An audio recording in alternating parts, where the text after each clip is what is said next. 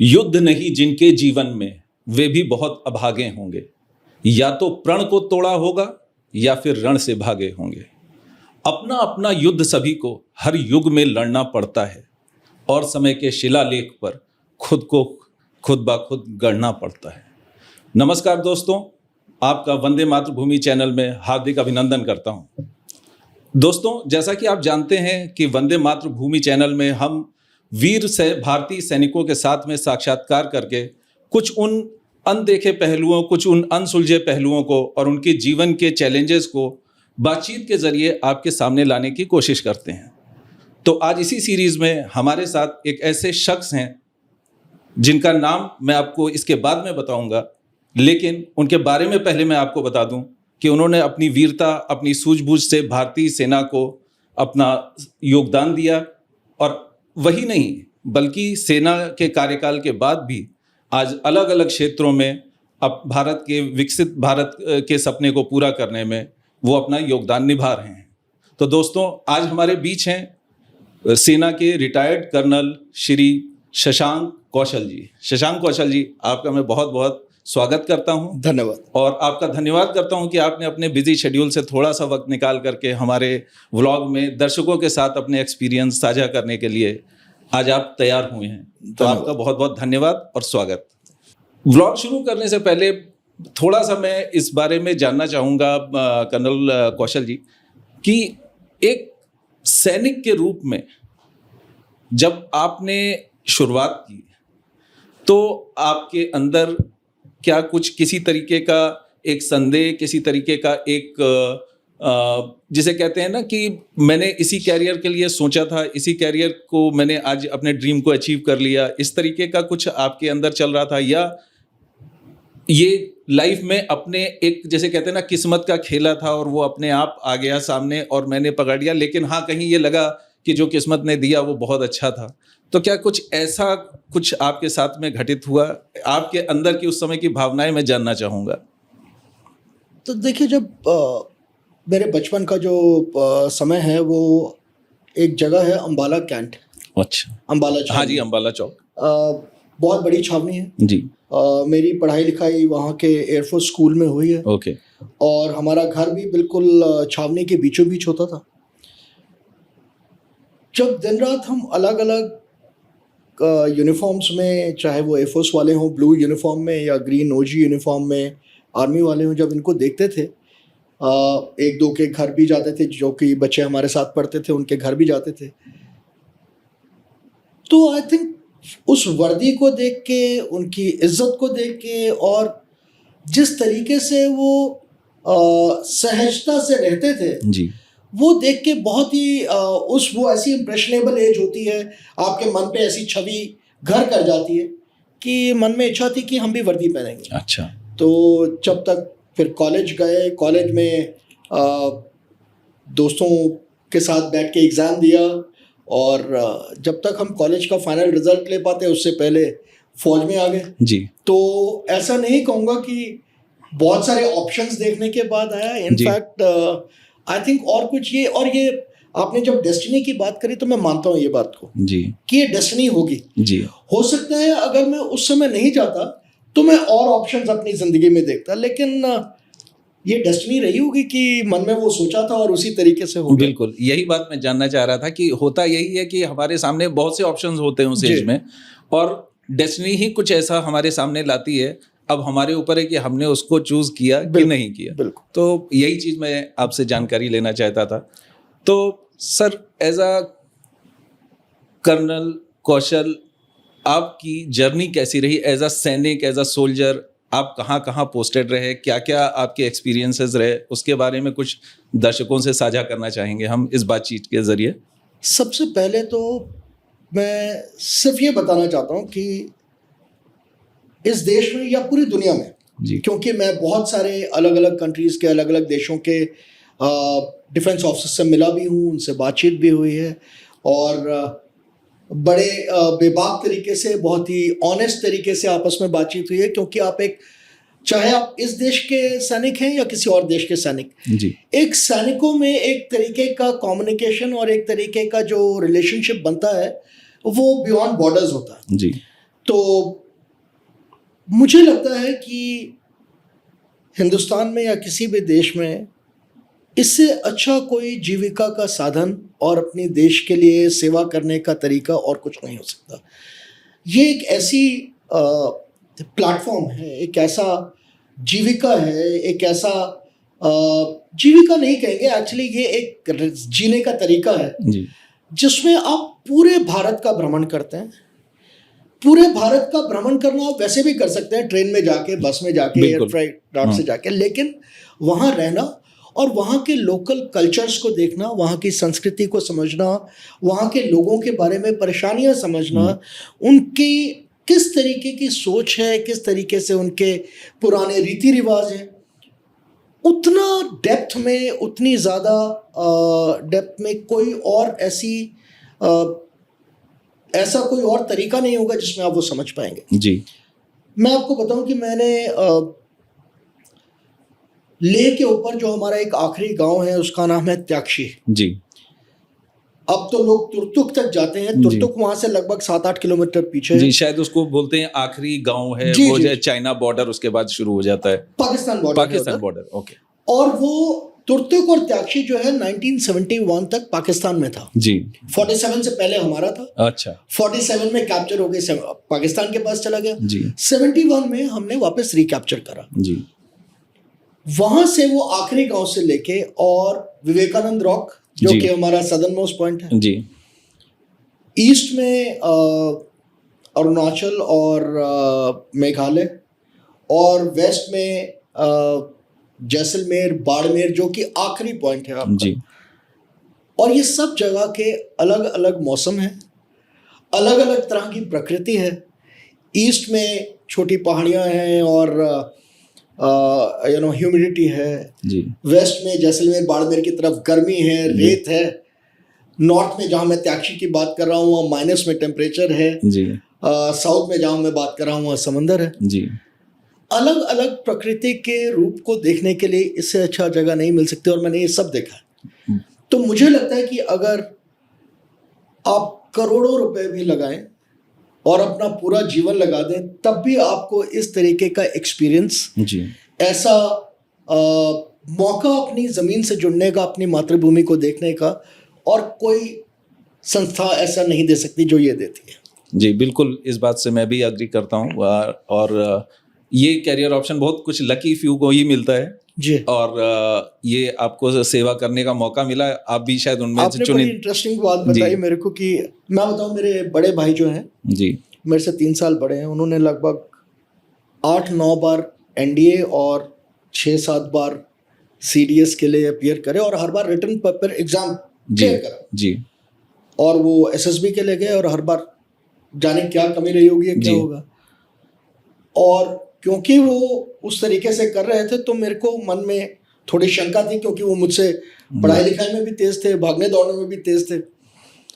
और जब मैं रिटन क्लियर हुआ तो मेरे मन में शंकाएं थी बहुत सारी कि ये होगा नहीं होगा, कैसा होगा, पर नियति की बात है, वापस डेस्टिनी की बात करें तो ये बात आपकी सही है कि कुछ भाग्यशाली लोगों को मिलता है जी। और उसके लिए आपके मन का जज्बा, आपके मन में अपनी मातृभूमि के लिए प्रेम और माँ बाप का आशीर्वाद।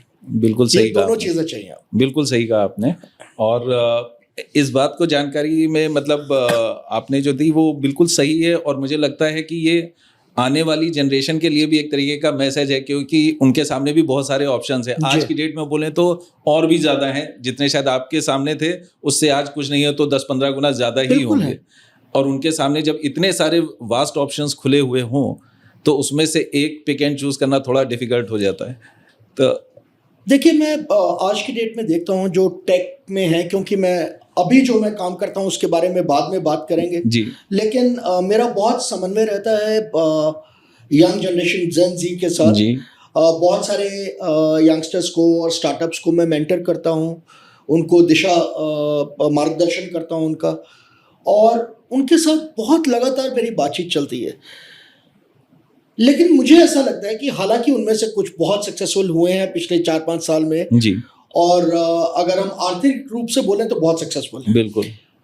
पर जब मैं उनकी जीवन शैली को देखता हूँ और जीवन को देखता हूँ तो मैं उनको सिर्फ एक ही बात बोलता हूँ कि इतनी आर्थिक सक्सेस के बाद आप उस जीवन शैली को वैसे नहीं जी सकते बिल्कुल जैसे मैंने जिया है। बिल्कुल सर, मैं आपसे बिल्कुल 100% एग्री करता हूँ। मेरा भी कुछ डिफेंस पर्सनल से इंटरेक्शन होता रहता है, तो उसमें ये बात निकल के आती है कि जो लाइफ स्टाइल एक आर्मी पर्सन की हो सकती है, आर्मी मींस डिफेंस पर्सन, उसमें सारी इंक्लूडेड है, वो एक आम आदमी को मिल ही नहीं सकता वाली बात है। अगर हम बहुत अच्छा आर्थिक रूप से सक्सेसफुल हैं तो होगा क्या कि हम सुबेरे से लेकर के रात तक स्लॉग कर रहे हैं और एक्चुअली हमारे पास अपनी और अपनी फैमिली के लिए ही समय नहीं है जी। तो कुल मिलाकर के हमारे पास देखें तो हम वैसे ही खाली हाथ हैं, पैसे जरूर हैं बट बाकी चीजों में हम खाली हाथ हैं। तो ऐसा कुछ आपको भी लगता है? मैं जी बिल्कुल, मतलब मैं बहुत सारे अपने ये यंग जनरेशन वालों को अपने साथ लेके जाता हूँ फील्ड एरियाज में जी। जब कभी ऐसा मौका मिलता है, क्योंकि जो हम काम करते हैं उसमें कई मदद होती है आर्मी को, डिफेंस को, अलग अलग तरीके से। तो क्या होता है कि मैं अपने साथ 2-4 अपने साथ मेंटीज को लेके जाता हूँ और उनको, ताकि उनको दिखे कि हम क्या काम करते हैं, फौज कैसे रहती है।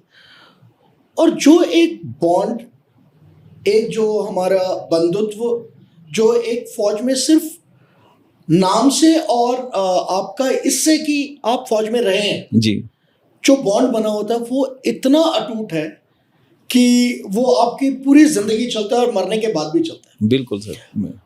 हमारा मुझे फौज छोड़े हुए लगभग 19 से अभी 25 हो गया, तो 6 साल समझ लीजिए। अभी भी अगर मैं किसी को नहीं भी जानता हूँ, कोई जूनियर है, कोई सीनियर है, और मैं उनको फ़ोन करके एक बार बोलूँ कि मैं ऐसे ऐसे बोल रहा हूँ और मैं उस रेजिमेंट का हूँ और ये मुझे परेशानी है, तो मैं आपको स्टैम्प पेपर पे लिख के दे सकता हूँ कि वहाँ से कुछ ना कुछ मदद या कुछ ना कुछ उनकी तरफ से जवाब आएगा मेरे को। बहुत अच्छी। तो ये इस टाइप का जज्बा जो है और इस टाइप का जो रिलेशनशिप है और इस टाइप की जो बॉन्ड है, जिसको आज की डेट में सिविल वर्ल्ड में, कॉर्पोरेट वर्ल्ड में वो HR के सॉल्यूशंस बताते हैं जी। they can never reach that level of bond and friendship. Right sir. So sir, जितना भी आपकी बातचीत से मुझे आइडिया हुआ, तो एक अपनी ओवरऑल वर्क लाइफ में कुछ ऐसा इंसिडेंट या किसी ऐसे मिलिट्री ऑपरेशंस में आप इन्वॉल्व रहे हो जो थोड़ा सा रोमांचक रहा हो, या जिसमें ऑलमोस्ट जान का भी खतरा रहा हो और टीम ऐसे चैलेंजेस में फंस गई हो जहां से निकल पाना मुश्किल रहा हो, और आप लोगों ने मिलकर के कुछ ऐसा किया कि you came out of that situation? So बहुत सारे ऐसे सिचुएशंस हैं, बट मैं एक बड़ा इंटरेस्टिंग किस्सा है जो कि मेरी ये किताब है जी, इसमें एक कहानी है द एंकर करके। अच्छा। इसमें 13 छोटी कहानियां, उसमें एक कहानी है एंकर। वो मेरे उस समय की है जब मैं, एक जगह है जम्मू और श्रीनगर के बीच में, रामबन। जी, रामबन लगभग बीच में आती है जी। वहाँ एक, उससे आगे एक जगह है जिसको खूनी नाला बोलते हैं। वहाँ मैं पोस्टेड था और हमारी पूरी टीम थी। हमारी जिम्मेदारी का इलाका लगभग 35 किलोमीटर का था और उसमें जिम्मेदारी ये थी कि दिन में जो आर्मी के कॉन्वॉयज या BSF के कॉन्वॉयज जा रहे हैं या कोई VIP मूवमेंट है तो हमें वो रोड को सिक्योर करना है ताकि कोई किसी तरीके की उसमें शरारत ना हो सके जी। मैं जहाँ रहता था उसके सामने दूसरी तरफ चिनाब नदी थी और चिनाब के दूसरी तरफ पहाड़ी थी। उस पहाड़ी पे एक टेररिस्ट था और उसका नाम था मूसा। अच्छा। और हम जानते थे कि वो वहाँ रहता है, वो भी जानता था कि हम नीचे रहते हैं। अच्छा। संडेज को जबकि कॉन्वॉय नहीं चलता था उस दिन पे, तो हम जनरली थोड़ी देर बाहर चिनाब के साथ बैठ जाते थे, तो वो रेडियो पे हमसे बात करता था। अच्छा। कि मेजर साहब मौसम अच्छा है लेकिन ऐसे बाहर खुले में मत बैठा करो। अच्छा। तो हमने बहुत कोशिश करी कि हम उसको किसी तरह पकड़ सकें, लेकिन प्रॉब्लम ये थी कि वो बिल्कुल पहाड़ी के ऊपर वाले साइड में था और हम जैसे ही मूवमेंट शुरू करते थे उसको कहीं ना कहीं से खबर लग जाती थी। तो ऐसे ही एक बार हमें रात को कुछ इन्फॉर्मेशन मिली और हम उसको पकड़ने के लिए उधर जाना था हमको, लेकिन वो किसी गांव वाले की बदमाशी थी। बीच में हमें, एक छोटा गांव था उसमें हमें फंसा लिया गया जी।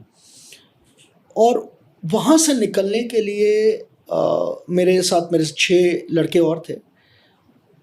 मुझे कुछ रात, अंधेरा रात बिल्कुल, और आपको रास्ता वो पहाड़ी में आपको मालूम है 1 या 2 छोटी छोटी पगडंडियां हैं जी, उसी से जाना है।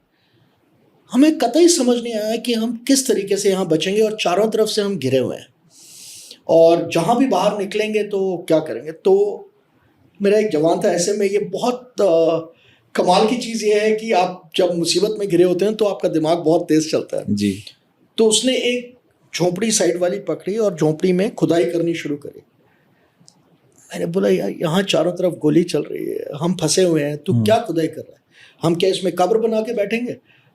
बोला नहीं साहब, ये लोग अपने जो है वेपन्स और अपने बचने के लिए यहाँ पर पक्का झोंपड़ियों के नीचे कुछ ना कुछ तहखाना बना के रखते हैं। अच्छा, तो मैंने बोला ठीक है देखो। उसने देखना शुरू करा एंड सचमुच उसके नीचे से लकड़ी के 2 फट्टे निकले।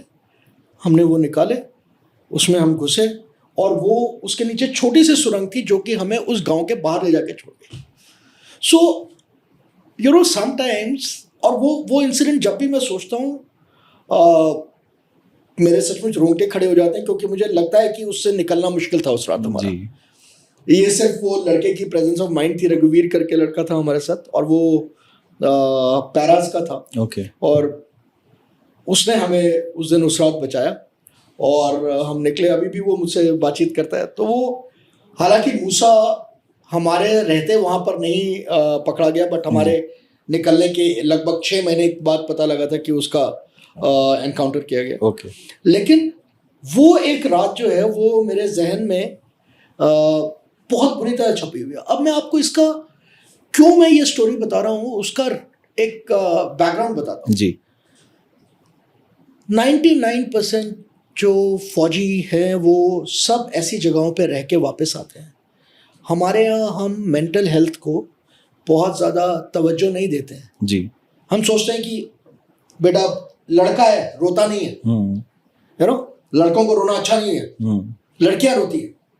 तो हम उस तरीके से पाले गए हैं जहां हमें बताया गया है कि मर्द हो और आपका दिमाग बिल्कुल यू नो तगड़ा होना चाहिए, सख्त होना चाहिए, आपको इन सब चीज़ों का असर नहीं होना चाहिए। लेकिन इंसान हूँ जी, मरने से मैं भी उतना ही डरता हूँ। जी, यूनिफॉर्म में बुलेट प्रूफ नहीं है, लेकिन यूनिफॉर्म है तो मुझ में हिम्मत आती है। बिल्कुल।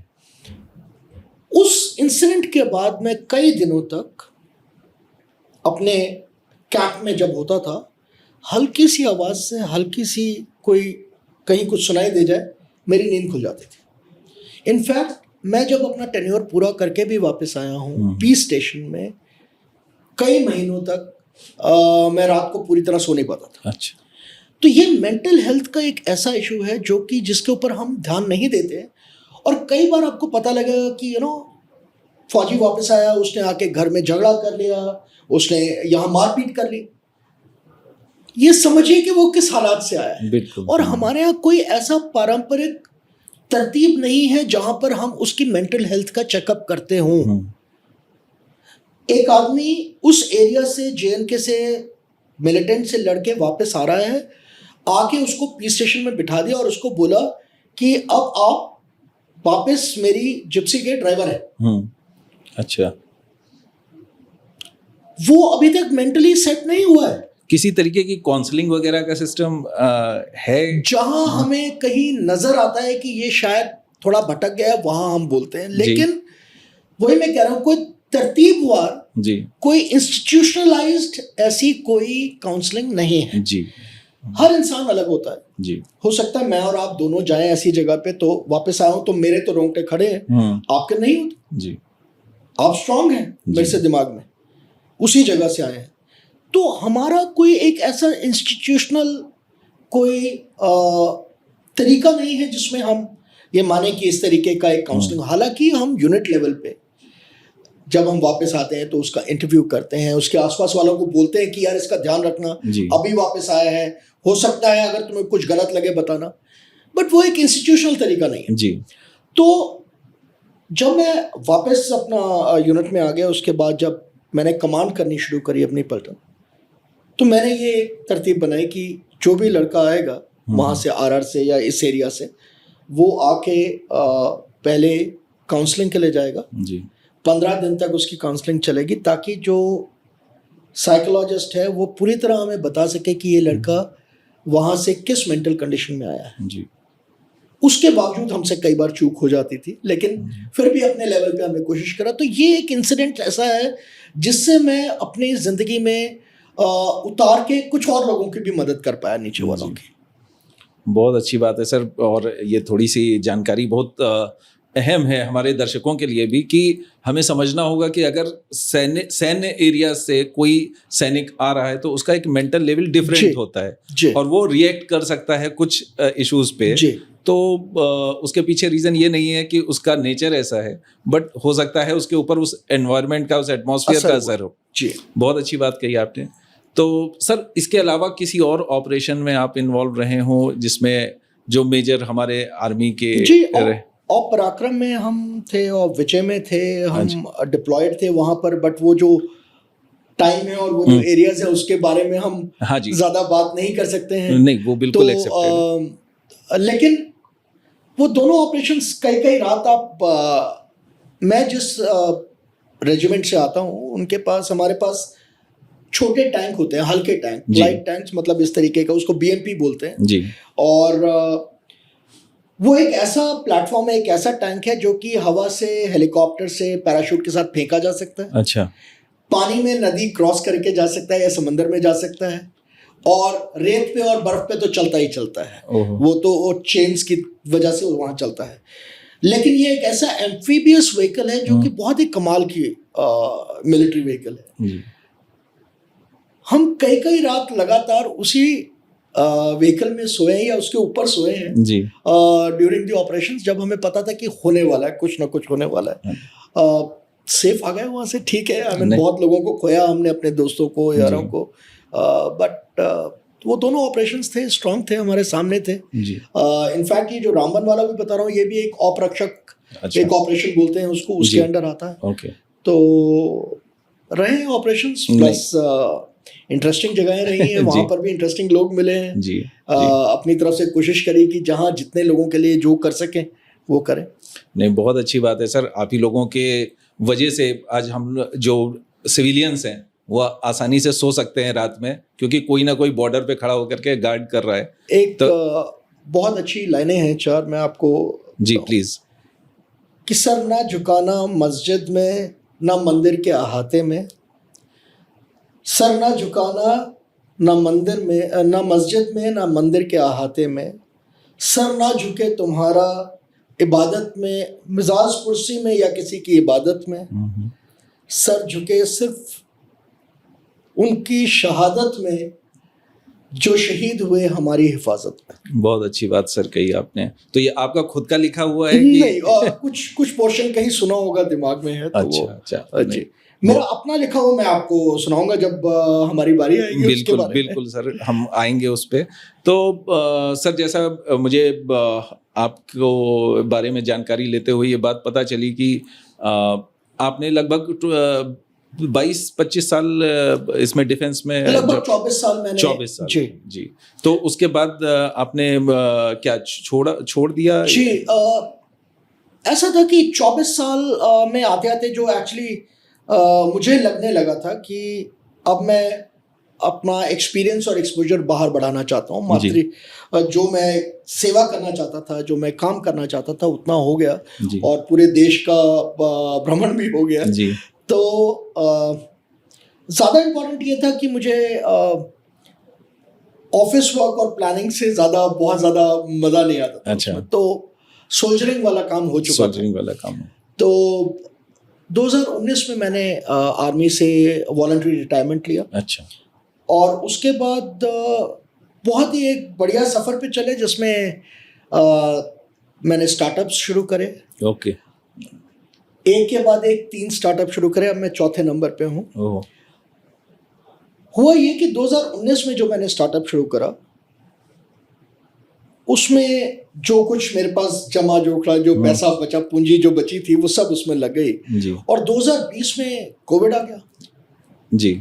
अब मेरी टीम के खर्चे तो जाने थे, वो खर्चे चलते रहे और कमाई बंद हो गई। तो जितनी पूंजी थी वो सारी की सारी लग गई। जी। हम आखिरी अपने 5,000 10,000 पे आ गए जी। और फिर दोस्तों यारों से मांगे, फिर अपनी बहन से मांगे कुछ पैसे इधर उधर से, किसी तरह काम चला। पर ऊपर वाले की दया थी और मेहनत थी, कि बच्चों की मेहनत थी हमारे, कि 2021 में आते आते फिर हमने काम पकड़ लिया। ठीक जी। 2021 के बाद मेरे को वो काम भी, मुझे लगा मेरे को नए किसी और एरिया में जाना है। वो काम कंसल्टिंग का था। जी। अगला काम हमने मैन्युफैक्चरिंग का शुरू करा। उसमें बहुत सारे गैप्स होते हैं। आप सोचेंगे कि मैं टैंक बनाऊंगा सीधा, जी। टैंक बनाने से शुरू नहीं कर सकते। जी। टैंक का जो चेन होती है उसका एक छोटा सा पेच होता है, वो भी स्पेशल है। जी। जी। ठीक है, तो वो पेच बनाने से शुरू करा, उस तरीके से शुरू करा काम। तो वो एक मैन्युफैक्चरिंग, स्पेशलाइज्ड डिफेंस मैन्युफैक्चरिंग शुरू करी। वो भी काम अच्छा चला, तो हमने अपने पार्टनर को वो हैंड ओवर करा। उसके बाद मैंने इंटेलिजेंस और एनालिसिस, आर्टिफिशियल इंटेलिजेंस में अपना कदम रखा। अच्छा। 2023 में। जी। वो हमारे एक मित्र थे जो कि अपनी कंपनी सेटअप करना चाहते थे और मेरी मदद चाह रहे थे। जी। तो हमने उनके लिए सेटअप करके दी। अभी वो कंपनी ऊपर वाले की दया से बहुत अच्छी जा रही है। फिर मैंने अपनी कंपनी दोबारा से लॉन्च करी 2024 में, जो कि आर्टिफिशियल इंटेलिजेंस और सोशल इंटेलिजेंस, आई मीन बहुत सारी ऐसी चीज़ें हैं जो कि आपके पास ओपन सोर्स में अवेलेबल है। जी। इसे ओसेंट बोलते हैं, ओपन सोर्स इंटेलिजेंस। जी। लेकिन उनको एनालाइज करना और समझना,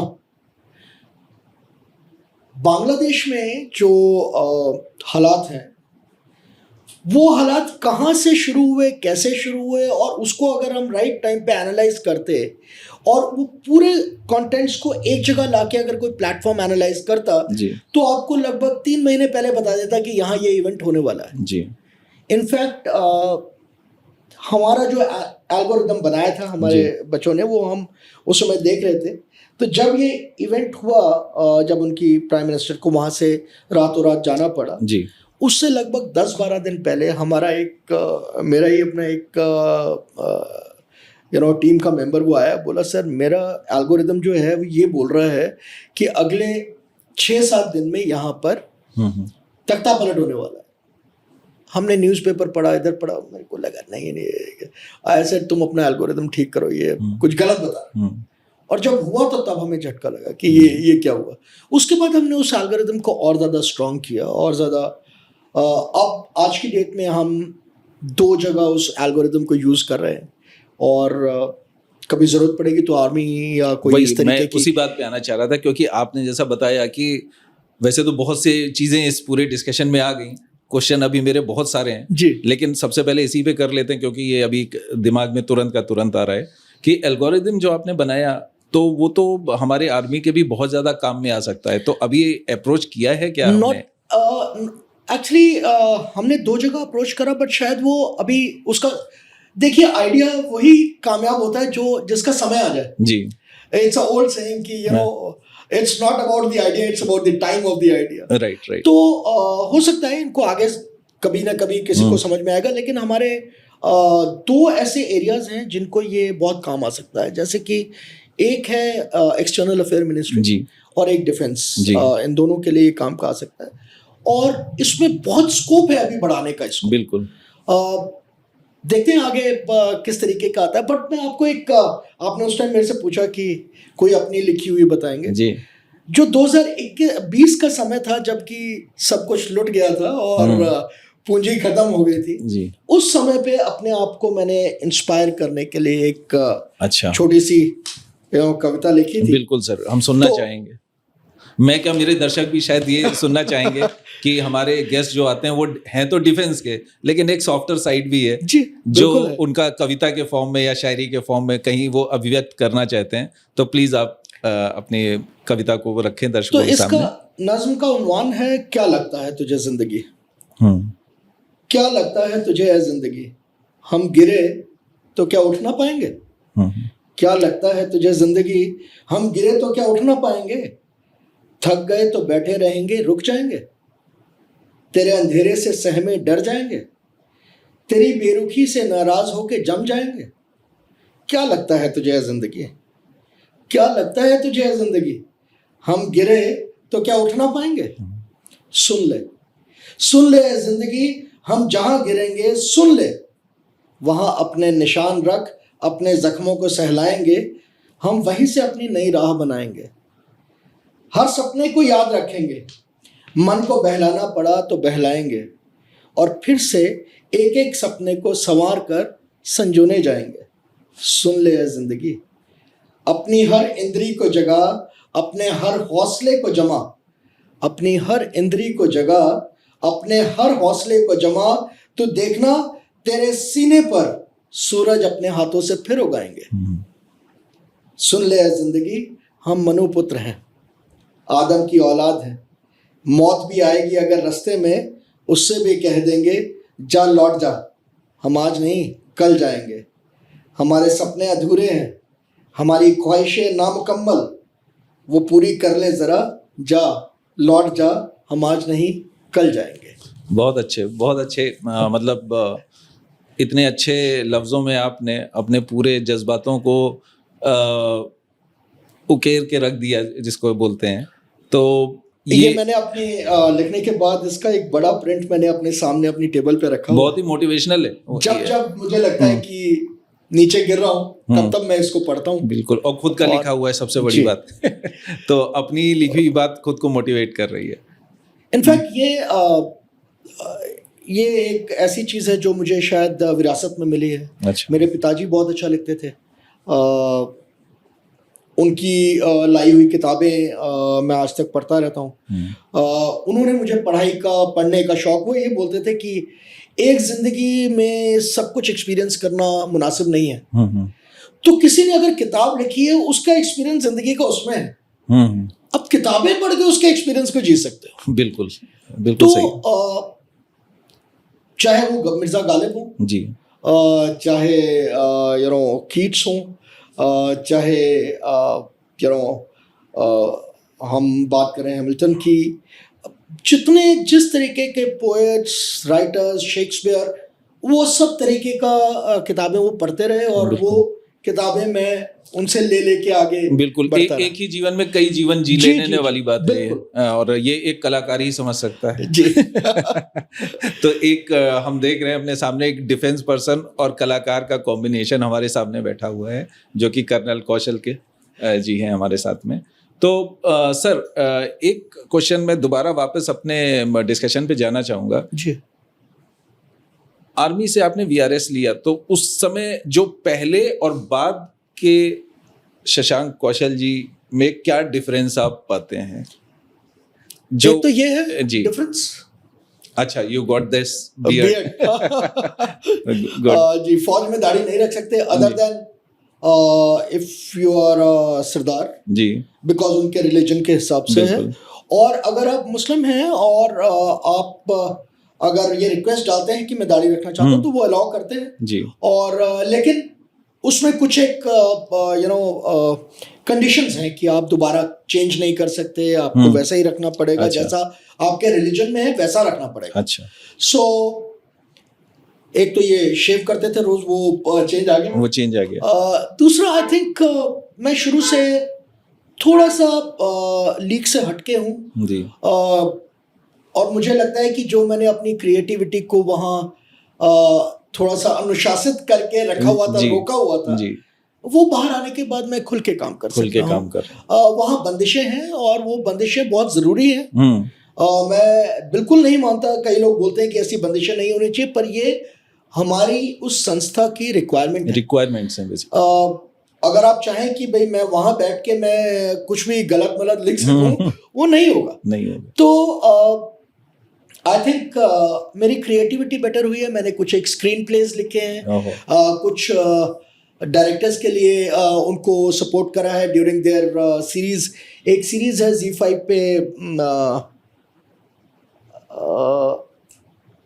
हिंदुस्तान के जवान, हिंदुस्तान के और समथिंग, कोई नहीं सर, नाम हम निकाल लेंगे, नाम मैं आपको बता दूंगा। तो उसमें आप देखेंगे तो उसमें मेरा नंबरिंग में नाम नजर आएगा, क्योंकि मैं उनको constantly I used to advise them कि ये कैसे होता है, क्या होता है, वो है। प्लस कुछ एक लोगों के साथ बातचीत होती है, कई बार ओपन हाउसेस में जाते हैं, अपनी कविताएं सुनाते हैं, लोगों की बातचीत सुनते हैं। तो वो समय भी मिल पाता है थोड़ा और जी। अपने क्रिएटिव परस्यूट्स को, अपनी प्रेरणा को और बढ़ाने के लिए समय मिलता है। वैसे लोगों से ज़्यादा मुलाकात हो पाती है। जी। फौज में रहते शायद उतने क्रिएटिव लोगों से मुलाकात नहीं हो पाती, क्योंकि आप किसी और तरीके का काम कर रहे हैं वहाँ पर। तो आई थिंक ये फर्क आया है अब हमें, और थोड़ा कपड़ों में शायद फर्क आया है। जी। पहले बिल्कुल ड्रेस्ड अप और फॉर्मल रहते थे जी। अब थोड़ा मेरे को, और स्पेशली मेरे को कपड़े चेंज करने का जरूरत इसलिए पड़ा क्योंकि जब मैं शुरू में मैंने अपना स्टार्टअप शुरू करा तो जो बच्चे आते थे वो निकर और टी शर्ट में आते थे। आजकल स्टार्टअप का तो ये कल्चर है, मुझे वो ऐसा मेरे लगता से है। बात ही नहीं करना चाहते थे। जी। अगर हम आइडिएशन के ऊपर बात कर रहे हैं तो वो सब चुप रहते थे। जी। फिर मैंने एक दिन उनसे बात करी, पूछा उनसे, तो उन्होंने बोला सर आप बहुत सीरियस और बहुत ओल्ड टाइमर का हाँ वो तो फीलिंग मैंने आती है। अपने पहले कपड़े चेंज किए, फिर अपना बोलने चालने का तरीका थोड़ा चेंज करा। जी। जी। तो अब वो हमारे साथ खुल के बात कर पाते हैं। तो शायद ये थोड़ा सा फर्क आया है। जी। तो सर आपने अभी बताया जैसा कि आप स्टार्टअप से जुड़े हुए हैं, तो क्या स्टार्टअप्स मतलब आप स्टार्टअप्स को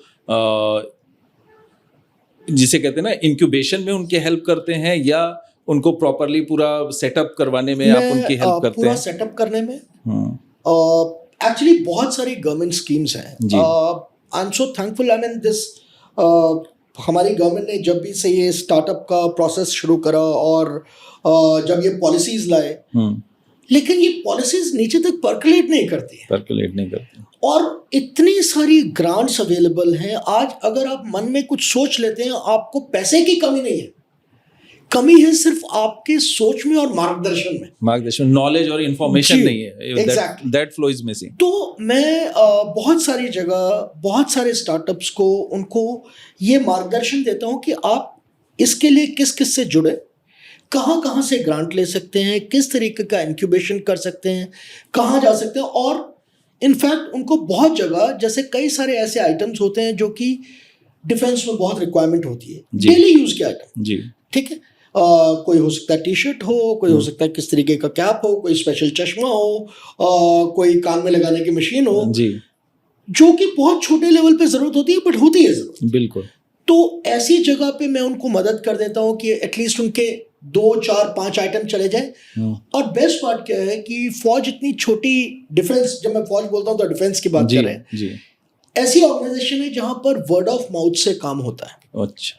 तो अगर आपका आइटम गया कहीं पर जी, उस स्टार्टअप से और वो किसी को अच्छा लगा, काम का लगा, अगर आपकी क्वालिटी ठीक है, प्राइसिंग ठीक है, तो ऑटोमेटिकली और लोग आपसे आके क्वेरी पूछने लगते हैं। एक छोटा सा आपको एग्जांपल देता हूँ। एक स्टार्टअप था ड्रोन्स का जिसको मैं मेंटर कर रहा था। दे वर मेकिंग माइक्रो ड्रोन्स, इतने साइज के, जो कि ज़रूरत पड़ती है जब कभी आप किसी ऑपरेशन में हैं और आपको किसी होटल के अंदर घुसने, जैसे आप 2611 की बात करें जी, हमारे पास तब ड्रोन्स नहीं थे, वो छोटे वाले जो कि आपके आगे जाके देख सकें। उस तरीके के ऑपरेशन में उनकी बहुत ज़रूरत होती है। तो ये दोनों 3 बच्चे थे, ये एमिटी यूनिवर्सिटी में पहले वहाँ इंक्यूबेट हो रहे थे। तो इनको मैंने सिर्फ इतनी मदद करी कि इनको 2 लोगों से कनेक्ट करा जो कि जम्मू कश्मीर में थे और उनको ऐसी चीज़ की ज़रूरत थी। जी, उन्होंने वहाँ दिया, उनको यूज़ हुआ और इनके लिए वो एक चिट्ठी मिल गई कि हाँ हमने यहाँ पर दिया, एप्रिसिएशन लेटर मिला जी। और वो एप्रिसिएशन लेटर से ये उसके बाद NSG गए, इधर गए, उधर गए, कई जगह। अभी now they are doing quite well. Good. तो आप सिर्फ मैं सोसाइटी को क्या दे सकता हूँ? मैं सिर्फ ये दे सकता हूँ कि जो मेरा कनेक्ट है मैं उसको सही जगह पे पहुंचा सकता हूँ। इस तरीके से मैं मदद करता हूँ इनकी, कई बार ग्रांट्स के लिए भी, और कई बार उनको बिल्कुल अगर ऐसा जरूरत हो कि कुछ इन्वेस्टमेंट चाहिए तो मैं इन्वेस्टमेंट भी लेके आता हूँ उनके लिए। चाहे मेरी पर्सनल हो, चाहे 1-2 दोस्तों से बात करें, क्राउड फंडिंग काइंड। जी बिल्कुल। तो सब तरीके की और मुझे बहुत सेटिस्फैक्शन मिलता है इसमें, बहुत तसल्ली मिलती है, क्योंकि मुझे ऐसा लगता है कि मैं एक तरीके से मातृभूमि की सेवा कर चुका हूं और अब जो कर रहा हूं ये अगली जनरेशन और अपने फ्यूचर के लिए कर रहा हूं। बहुत अच्छी है सर, आपके ये जो इमोशंस हैं यही शायद लोगों को ये मार्गदर्शक बनेंगे आगे आने वाले टाइम में। और इसमें एक सर नेक्स्ट चीज़ की, आपको क्या लगता है जो गवर्नमेंट पॉलिसीज़ हैं रिलेटेड टू स्टार्टअप्स वो सफिशिएंट हैं और उनका सही इस्तेमाल हो रहा है? सही लोगों तक पहुंच रही हैं वो? देखिए, गवर्नमेंट पॉलिसीज तो बहुत सारी हैं इस टाइम और बहुत सपोर्ट है गवर्नमेंट का। आई विल से कि मेरे लाइफ टाइम में आई थिंक इतनी ज़्यादा अच्छा इकोसिस्टम जो हिंदुस्तान में है इस समय स्टार्टअप के लिए, मैं नहीं मानता कि मैंने कहीं और देखा है। मैं ट्रैवल करा हूँ ऑलमोस्ट 37 डिफरेंट कंट्रीज में जी, फौज छोड़ने के बाद जी। अच्छा, फौज छोड़ने के बाद 2019 से पहले लगभग 3 या 4 कंट्रीज देखी थी, वो भी गवर्नमेंट की तरफ से जहां गए थे। रिस्ट्रिक्शन होती है वो किस तरह की कि कम जाना होता है आपका। तो 2019 के बाद ऑलमोस्ट 37 कंट्रीज मैंने ट्रैवल करे हैं, जिसमें लगभग पूरा यूरोप मानिए, south east Asia, Vietnam, Cambodia, Bali, I mean जितनी कंट्रीज आप श्रीलंका से लेके और जितना आप साउथ ईस्ट एशिया में सोच सकते हैं वो। तो ये सब कंट्रीज में मैं जब जाता हूँ, मैं वहाँ की एक लोकल स्टार्टअप इकोसिस्टम देखता हूँ। हाँ जी। इट्स वेरी डिफिकल्ट, बहुत ज़्यादा कंपटीशन है और बहुत ही कम ग्रांट्स हैं इस तरीके की। गवर्नमेंट ग्रांट्स हैं और उनके लिए बहुत ही स्ट्रिक्ट मेजर्स हैं। जब मैं उनको कंपेयर करता हूं अपनी पॉलिसीज के साथ, तो आई थिंक हमारी पॉलिसीज इतनी सिंपलिस्टिक बनाई हैं, अब धीरे धीरे डिफिकल्ट हो रही है क्योंकि कुछ लोगों ने गलत इस्तेमाल करा है, मिसयूज करा है जी। और देखिए जहां अच्छी चीजें होंगी वहां खराब भी होंगी। जी, मिठाई के संग में मक्खी मिठाई के संग में मक्खी आई जाती है। तो आई थिंक अभी जो पॉलिसीज हैं, अभी भी आज की डेट में भी इतने ग्रांट्स हैं, इतने लोन्स हैं, इतनी तरीके की अच्छी पॉलिसीज हैं कि अगर बच्चे जो भी कॉलेज से स्ट्रेट निकलने के बाद अपना स्टार्टअप शुरू करना चाहते हैं, दे कैन डू इट। सिर्फ दिमाग, अपना आइडिया, सोच और 4 या 5 साल का फोकस्ड मेहनत चाहिए। उसके बिना नहीं होगा जी, कोई और नहीं करेगा आपके लिए। एक मैं बहुत जगह सेशंस लेने के लिए जाता हूँ, तो एक मेरा पुराना इंस्टीट्यूट है जिसको Indian institute of foreign trade बोलते हैं, IIFT। वहाँ मैंने इंटरनेशनल बिजनेस मैनेजमेंट का कोर्स करा है जी। तो वो मुझे कभी कभी बुलाते हैं अपने MBA के स्टूडेंट से बात करने के लिए जी। मैं जब लास्ट सेशन के लिए गया, तो एक बाद में हमारी चाय के दौरान एक मेरे पास स्टूडेंट्स आए 2, उन्होंने बोला कि सर हम ना ये जो वेस्टेज होती है, वेस्ट मैनेजमेंट का, हम एक स्टार्टअप शुरू करना चाहते हैं, लेकिन हमने इतना पैसा जमा कर लिया, हमने ये कर लिया है, लेकिन हमें समझ नहीं आ रहा कि कैसे करें। मैंने उनसे सिर्फ 2 सवाल पूछे। मैंने कहा तुम किसी कॉलोनी में रहते हो? बोला हाँ सर, वो सो एंड सो कॉलोनी में। मैंने कहा वहाँ पर कितने घर हैं? बोला सर 1200। मैंने कभी जाके वो कूड़े वाले के साथ 2 दिन चक्कर लगाया सुबह तुमने, कि वो कहाँ से उठाता है, कैसे उठाता है, क्या करता है, कहाँ आता है, कौन से ट्रक में डालता है, कौन से थैले में? नहीं सर। मैंने कहा और उसमें पैसे कितने लगेंगे? 10 रुपए। उसको एक चाय पिलाना और बोलना भाई कल सुबह जब तू आएगा मैं तेरे साथ चलूंगा। I said unless you know right कि वो कूड़े वाला कूड़ा उठा के कैसे सेग्रीगेट करता है, कहाँ से आता है, कहाँ जाता है, तुम कैसे इस आइडिया पे काम करोगे? तो it is all about your thought process and somebody guiding you. I don't know whether उन्होंने आगे शुरू करा या नहीं जी। तो but that is what I feel is lacking. Right, आप करना चाहते हैं लेकिन उस चीज को बहुत बेस तरीके से आप स्टार्ट नहीं करना चाहते। And these are very simplistic things. और जो बच्चे कर रहे हैं मैं उनको देखता हूँ, कमाल है। मतलब उनका इतना फोकस है, जिसकी मैं बात कर रहा हूँ, जिसने मेरे को बांग्लादेश वाला वो एल्गोरिथम किस लिए करा। I can assure you that boy, I have seen him continuously 7 days not sleeping. मैं ऑफिस से जाता था, वापस आता था, he was there. I said तू गया कब है और रात को आया कब है? बोला सर मैं यही था। That is the kind of passion and hard work that is required. वो मैं नहीं कर सकता। See, एक एज है, बिल्कुल। मेरी एज, मुझे कम से कम 6 घंटे, 4 घंटे, 5 घंटे की नींद कंपल्सरी है मेरी जी जी। लेकिन उस एज में आप वो कर सकते हो, और वो तब करोगे जब आपके अंदर पैशन होगा। तो गवर्नमेंट पॉलिसीज में आई डोंट थिंक कि कोई कमी है। एंड बहुत सारे ऐसे इंस्टीट्यूशनलाइज्ड पॉलिसीज हैं जो कि जैसे एक अटल इनोवेशन मिशन है, उसके थ्रू आप चाहें तो कितना ग्रांट ले सकते हैं, कितने लोन्स ले सकते हैं, फ्री लोन्स ले सकते हैं without any, it's not like bank loan कि आपको कुछ गिरवी रखना पड़ेगा जी जी। लेकिन आपको मालूम होना चाहिए कि आप वो कैसे करेंगे जी। आप BPIIT में स्टार्टअप को कैसे रजिस्टर करेंगे, मैंने अपने चारों स्टार्टअप्स जितने थे उन सबको मैंने पर्सनली रजिस्टर करा है, एंड बिलीव मी आज रजिस्टर करें कल सुबह सर्टिफिकेट आ गया। अच्छा। अब अगर आप उसमें आप लिख ही नहीं सकते ठीक से जी। तो यार आप इतना तो करना पड़ेगा। बिल्कुल बिल्कुल जी। तो आई थिंक गवर्नमेंट पॉलिसी बहुत ही वंडरफुल है, और मैं इन कंपैरिजन टू अदर कंट्रीज बता रहा हूँ। इस जनवरी फरवरी में I was in a place called Norway. Norway is a rich country, क्योंकि ऑयल है उनके पास, काफी कुछ है, and technically I think they spend a lot of money on the technology, बहुत पैसा खर्च करते हैं टेक्नोलॉजी पे। उनका जो कैपिटल सिटी है ओस्लो जी, वहां पर मेन सिटी के बीच में ऐसी बिल्डिंग्स हैं जो कि 8 माले की बिल्डिंग है, बहुत बड़ी, और उसमें सिर्फ 2 फ्लोर्स यूज हो रहे हैं। अच्छा। When I asked them, क्योंकि वहां मेरी एक मीटिंग थी, तो मैंने उनसे पूछा भाई ऊपर 8 फ्लोर दिख रहे हैं और ऊपर तो अंधेरा दिख रहा है, लाइटें क्यों नहीं दिख रही? बोला वो एक्सपेंशन के लिए है, फ्यूचर एक्सपेंशन। आई सेड ये फ्यूचर एक्सपेंशन कब होगा? बोला we don't have the right kind of people to occupy this for startups, so they will, वो उसको खाली रखेंगे लेकिन किसी स्टार्टअप्स को नहीं देंगे, स्टार्टअप्स को नहीं। वेरएज हमारे यहाँ आज की डेट में आप यूनिवर्सिटीज में जाइए, कहीं आईआईटीज में जाइए, अलग अलग इंस्टीट्यूट्स में जाइए, आपको वहां पर इंक्यूबेट करने के they will be happy to give you a space, right, without any money. इससे अच्छा आपको और क्या चाहिए? आपके पास इतना ब्यूटीफुल, अगर कोई सक्सेसफुल हो सकता है जी, तो आई थिंक आज की डेट में हिंदुस्तान से अच्छा कोई इकोसिस्टम प्रोवाइड नहीं करता जी। जी। ये सिर्फ आपके ऊपर है कि आप कितनी मेहनत और कितनी शिद्दत से काम करना चाहते हैं।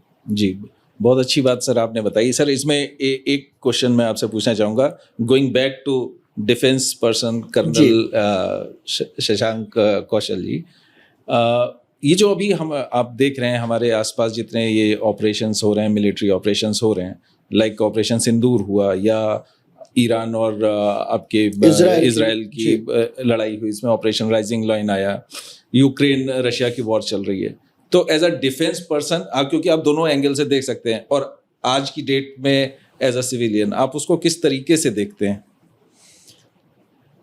ये मतलब ये क्या जरूरी है, पहली बात। दूसरा ये कि जरूरत है तो क्या उसका जो जिसे कहते हैं scale of war, that is correct, और इससे ज़्यादा होना चाहिए या इससे कम होना चाहिए था, और उसका एक जनरल जो ह्यूमन बीइंग है उस पर उसका क्या असर आ रहा है, इस बारे में कुछ थोड़ा सा हमारे दर्शक भी जानना चाहेंगे। एक शेर है, आई थिंक इकबाल का है कि जी, जंग तो खुद एक मसला है, ये मसलों का हल क्या देगा जी, राइट। तो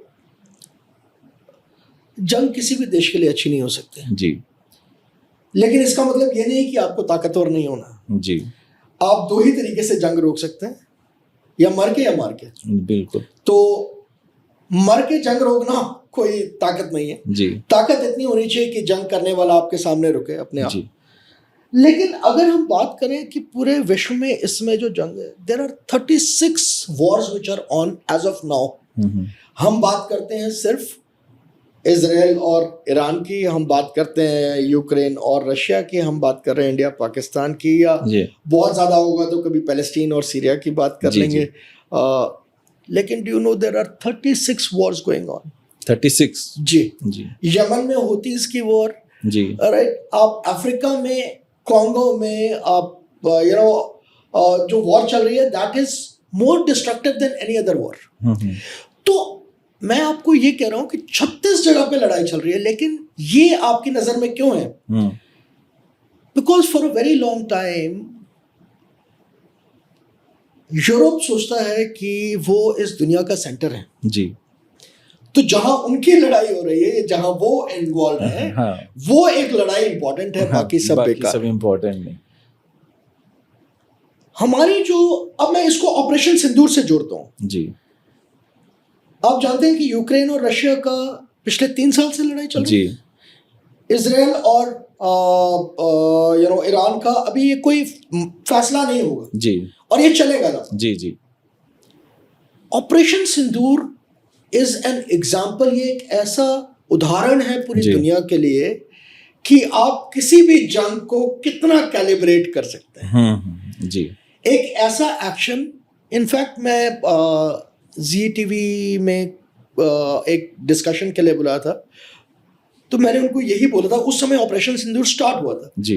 ऐसे आप देखिएगा कि ये ऑपरेशन ऐसा होगा जिसको दुनिया के लिए एक उदाहरण बनेगा कि जंग को अपने टर्म्स पे, अपनी शर्तों पे कैसे रोकना है जी। और किस समय पे रोकना है। अच्छा। And same thing I think Ukraine और रशिया दोनों थक चुके होंगे जी। पर लड़ाई रोक नहीं सकते जी। क्योंकि उन्होंने उन्होंने कहीं पर अपने लिए टर्म्स एंड कंडीशंस क्लियर करे ही नहीं है। जी। आप सेम इजराइल और ईरान का आप देखेंगे कि ये जंग जो है किसी ना किसी रूप में, हो सकता है उसका रूप बदलता रहे, कभी वो मिलिटेंसी में आ जाएगी, कभी टेरर में आ जाएगी, कभी कुछ और हो जाएगा, लेकिन ये चलेगी। जी। क्यों? क्योंकि उसका उन्होंने टर्म्स एंड कंडीशंस क्लियर नहीं रखे। हमारे केस में आई थिंक हमारी लीडरशिप इतनी सुलझी और इतने दिमाग से क्लैरिटी थी कि उन्होंने अपनी टर्म्स एंड कंडीशंस क्लियर रखी थी कि 4 दिन में ये होगा, 5वें दिन में बंद करेंगे, 6ठे दिन में नहीं बंद करा तो फिर ये होगा। सो कैलिब्रेटेड रिस्पॉन्स और कहाँ रोकना है जी। ये बड़ा जरूरी है समझना कि जंग शुरू करने से पहले कि हम किन पॉइंट्स पे जंग को रोकेंगे, एक एग्जिट पॉलिसी क्या है। जी। यूएस के अगेंस्ट में आपको क्योंकि मैं मिलिट्री हिस्ट्री का स्टूडेंट हूँ, जी। जी। आप ये देखिए कि यूएस की हिस्ट्री में आप पढ़ के देखिए कि कोई भी ऐसी जगह जहां उन्होंने कदम रखा हो और वहां से वो उनकी एग्जिट पॉलिसी करेक्ट रही हो। जी। वियतनाम में ये 20 साल जी। वियतनाम जैसी छोटी कंट्री से पिट के और रातों रात निकले हैं साइगोन से। अच्छा। सेम रातों रात, मतलब मैं जब बोल रहा हूँ रातों रात मतलब सचमुच रातों रात। ओके। कि इनके 3 प्लेन्स गए, 4 वहां पर शिप्स आए और इन्होंने अपने लोगों को जितने बचा सके उनको ले गए, जो रह गए वो सब मार दिए गए। ओहो। If you read about Vietnam war तो आपको इसमें पता लगेगा। सेम गोज फॉर अफगानिस्तान, ये लोग रातों रात वहां से भागे थे जी। जो बच गए वो मारे गए वहां जी। जब तालिबानियों ने वापस कंट्रोल करा, because they don't think through and it is in their advantage. उनके लिए ये फायदेमंद है जी। कि वो ऐसे हालात में उन देशों को छोड़ जाए ताकि कल को वो अपने अस्त्र शस्त्र बेच सके। जी। मुझे लगता है कि अगर सचमुच दुनिया को एक विश्व गुरु चाहिए जी कि किस तरीके से जंग लड़ी जाए और किस तरीके से जंग का कैलिब्रेटेड रिस्पांस दिया जाए और कैसे एक जंग को सही समय पे रोका जाए, उसके लिए उनको ये ऑपरेशन सिंदूर को बहुत अच्छी तरह से पढ़ना पड़ेगा, समझना पड़ेगा और फिर हिंदुस्तान से समझना पड़ेगा कि ऐसे जंग के टर्म्स एंड कंडीशंस कैसे पूरे किए जाते हैं। तो आई थिंक लड़ाई इतनी जगह चल रही है लेकिन उनमें से किसी के पॉलिटिकल क्लैरिटी नहीं है जितना हमारी पॉलिटिकल क्लैरिटी है जी। तो आर्मी अगर कोई बोले डिफेंस, तो डिफेंस इज ओनली, डिफेंस जो है आर्मी, एयरफोर्स, नेवी, वो एक हथियार है अपनी पॉलिटिकल विल को पूरा करने का। बिल्कुल।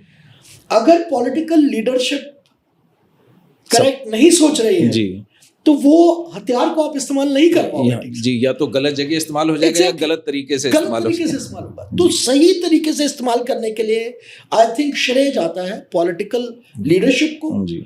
पर साथ साथ ऑफ कोर्स हमारी जाबाज वीरों को जिन्होंने ये लड़ाई लड़ी है। बहुत अच्छी बात सर आपने की। सर इतना ज़्यादा आपके बारे में जाना हमने और आपसे बहुत से अहम मुद्दों पर आपने अपने एक डिफेंस बैकग्राउंड को और एज अ सिविलियन बैकग्राउंड के पर्सन के अकॉर्डिंग आपने उसको बहुत अच्छे से एक्सप्लेन किया।